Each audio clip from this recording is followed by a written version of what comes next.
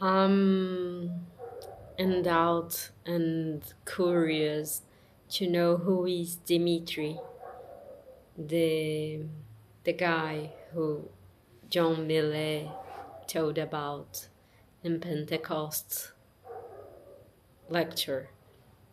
And I'm searching in Rudolf Stein archive, and the first thing appears to me, I just put Dimitri.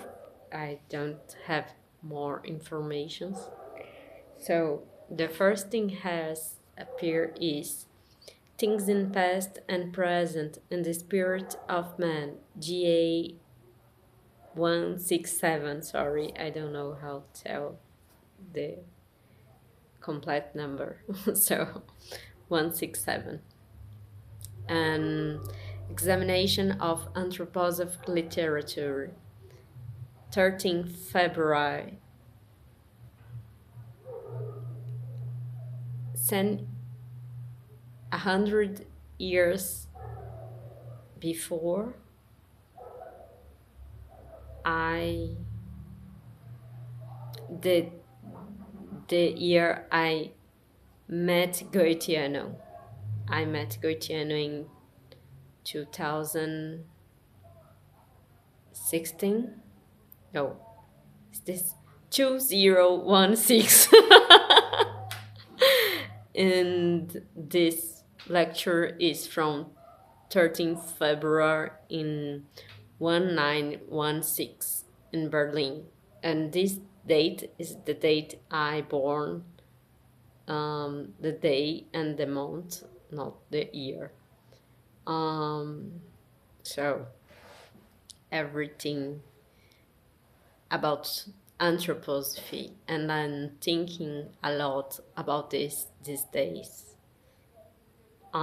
Everything, it's like how somebody made a script and I just follow this script. Not every time, but everything happens. Relations with anthroposophy is this is it's so, how I can explain, it's how everything is architect, and not for me. Not I can explain in English. Sorry, I try, but it's difficult in English. I don't have the words. In Portuguese maybe I have, but isn't easy talking Portuguese, because when I talk in Portuguese, it's all my feelings, bro, and I can't talk. In English is easier because I don't have bad feelings in English, so it's easier to talk about something I love in English, because it's this, don't have bad feelings. I know they exist in English too, I know, but I don't feel. I just feel bad feelings in Portuguese. Oh my god. It's so sad to think about this, because Portuguese is my mother language. But it's maybe for this I live all my life in this language, and I really love Portuguese. But I have conflictuous feelings about this. I have a lot of love for this language, but a lot of pain too. And in English, it's how, what is this word when you crumble everything, or it's like when you, in Portuguese for me everything is chaos, but not a good chaos, it's just a chaos, and it's a chaos I can't organize, because when I go do something can, and don't have this borrow in everything. But when I go speaking in English, maybe because I don't have control of all the words and because I don't have a lot of words. So I need to say everything so clear and so simple. And this borrow doesn't exist in English. This is amazing. I never think I go love so much this language because when I'm a kiddo, I don't want to learn English. I really hate this language because I'm living in Brazil. Why I need to learn English? They don't learn Portuguese. And I always argue, oh, I take this off, sorry.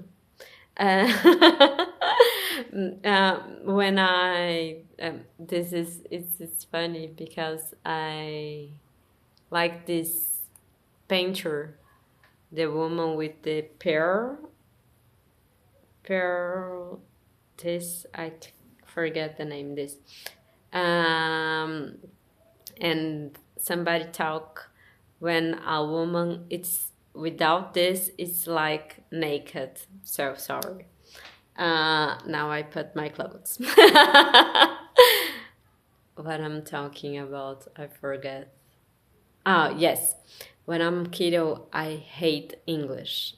I hate American Imperial and everything with coming with this because I'm so nationalist and so patriot and I love so much my country. I have letter from a president we have here and committed suicide. Nobody knows if it's true or not.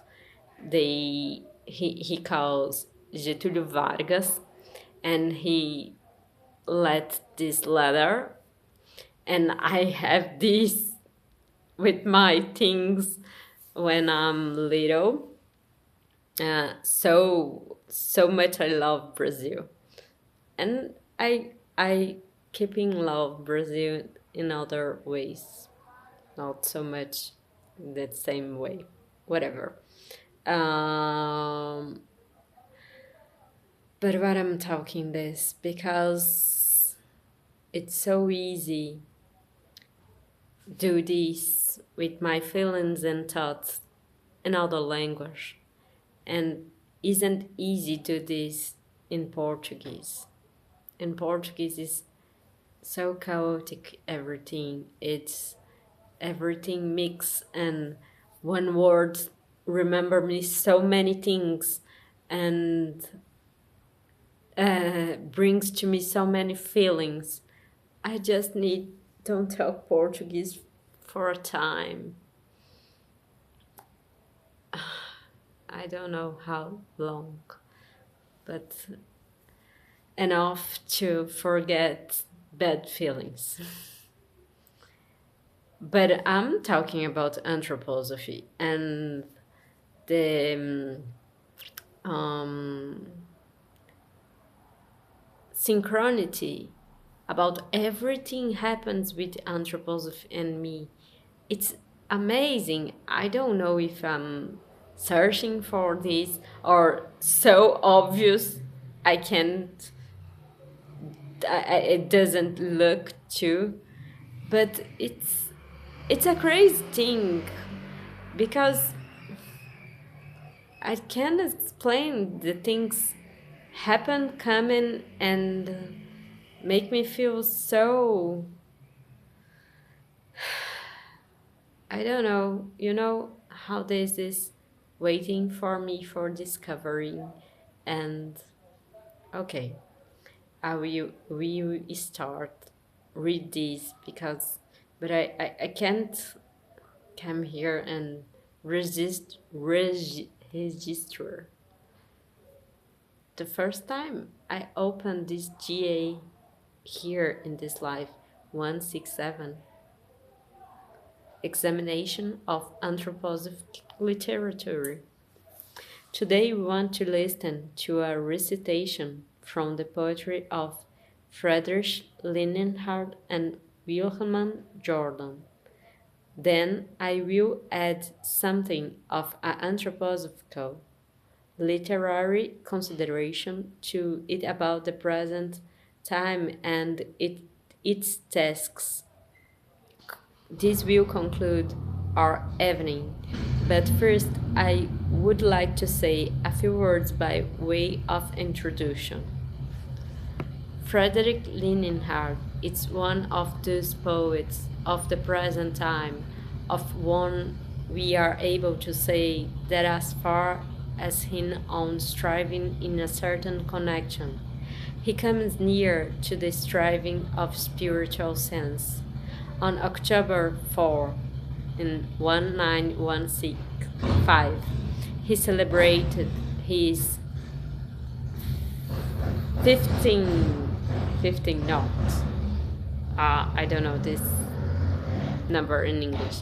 650th birthday, and we at Donach join others from all sides in sending our congratulations to this spirit-filled poet. We can look in a certain way into the actual artistic content of the poetical nature of Friedrich Linenhardt, who in a certain sense has been very friendly to our movement.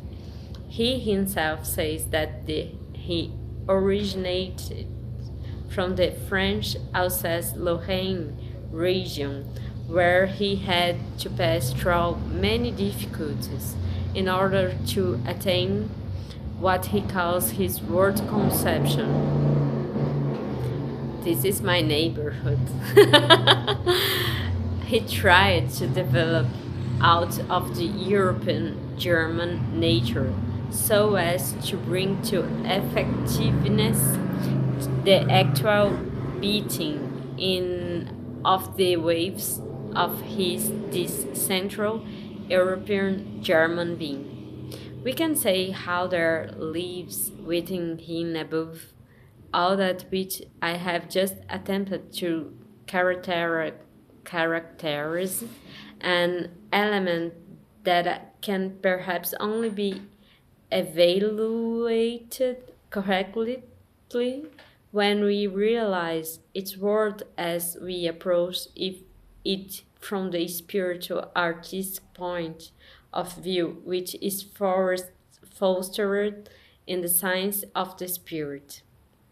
In Linenhardt's poetry, we have, above all, the wonderful description of nature, lyric nature, but in a very special way when he attempts to bring human beings into speech with nature.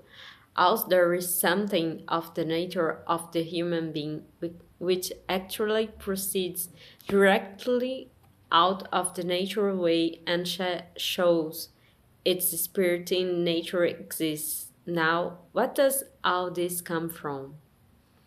It comes from something that one can perhaps only correctly notice with Friedrich Linenhardt when one attempts to evaluate art today, which one should always do, so as to realize that there is something which has been completely extinguished from the conscience of making. People no longer are able to evaluate artistic representations.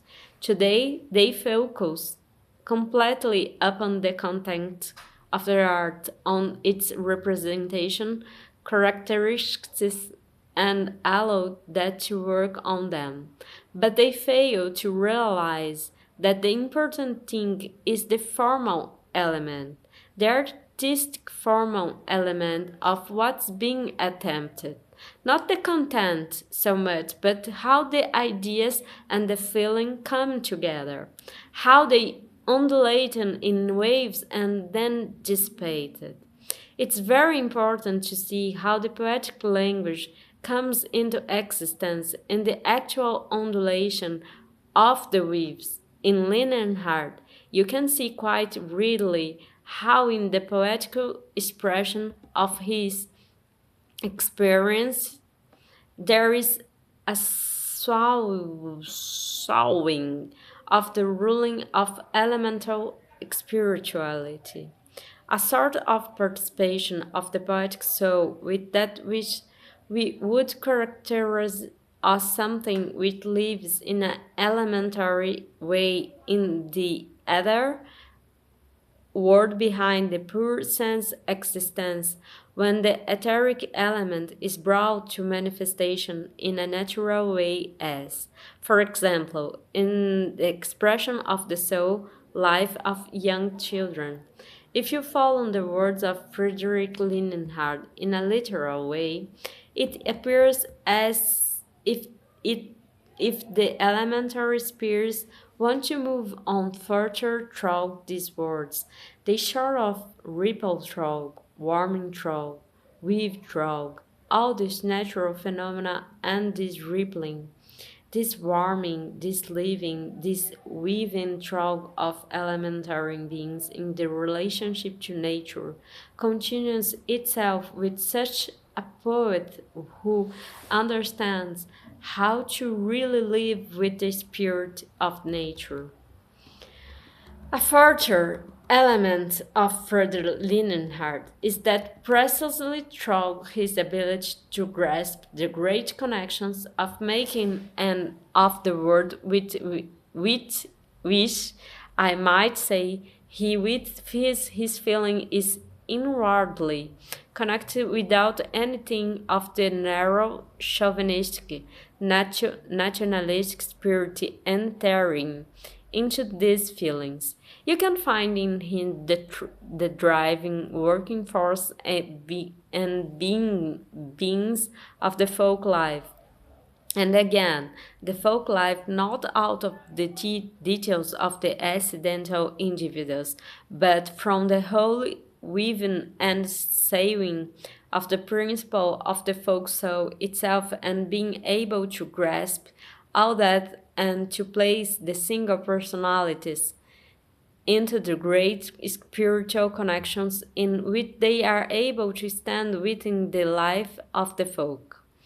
Through that fact, Friedrich Lindenhard is in a position of being able to represent such a figure as that of the priest Oberlin of the Alsace Steinthal,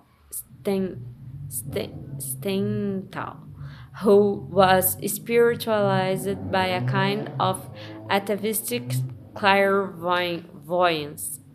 He was able, on the one hand, to present Oberlin in a real plastic three-dimensional way, and on the other hand, to grasp him in an extraordinary, intimate soul way.